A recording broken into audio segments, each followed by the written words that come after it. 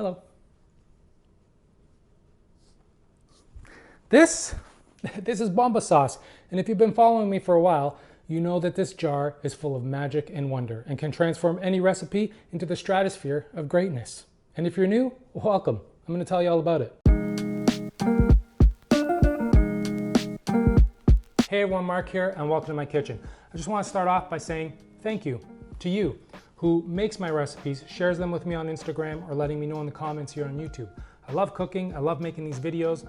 I also love giving you new recipes, introducing you to new ingredients or new products. So I just want to say thank you. Bomba 101, welcome to class. So bomba sauce, what is it? It's an antipasto spread filled with chilies and vegetables and can be used on pizza, meat, eggs, sandwiches, bruschetta, and today, pasta. And there's lots of different brands and most are the same and contain mainly the same ingredients, with some like this brand, which is from my family's hometown of Serra San Bruno in Calabria, Italy.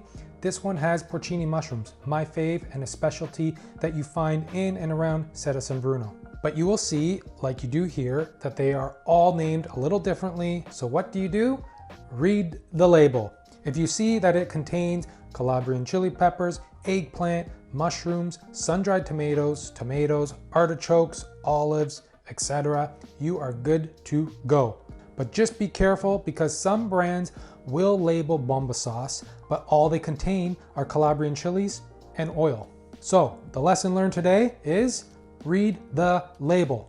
So to start with the recipe, we are going to cut up 200 grams of pancetta into small cubes or strips. This is going to pair well with the bomba sauce. Next, grab a zucchini. I love zucchini, so I'm adding it to this dish. I'm just gonna go with half a zucchini here, which is about 150 grams after I diced it all up into small cubes. And of course, good old Reggie, Parmigiano-Reggiano. Finely grate about 100 grams or more. Go for it, more cheese, always.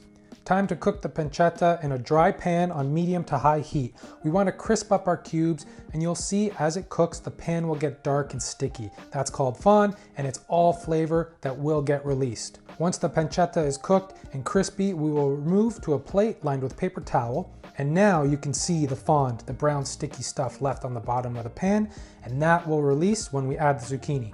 Depending on how much rendered fat the pancetta left behind, you can remove some of it, or in this case, there was very little, so I'm just gonna add 1 tablespoon of extra virgin olive oil. And then we're gonna add the zucchini and season with salt and freshly cracked pepper. Begin to cook the zucchini, and as the zucchini cooks, it will release a lot of moisture because zucchini is about 90% water, and you will see that the fond is releasing from the bottom of the pan and imparting all that flavor into the zucchini. As the zucchini cooks, we can cook our pasta. Generously salt a big pot of boiling water, add your spaghetti and cooked just before al dente. As the pasta cooks, we will add the bomba sauce to the pan. I'd say 1 large tablespoon per person. It. You know what? Add the whole jar. This stuff is too good. So 1 jar of bomba to the pan.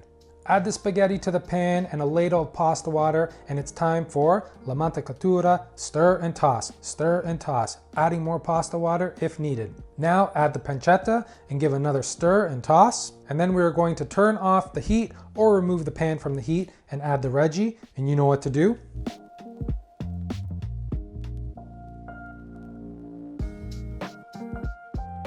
And then just plate it all up, garnish with some more Reggie, and you're good.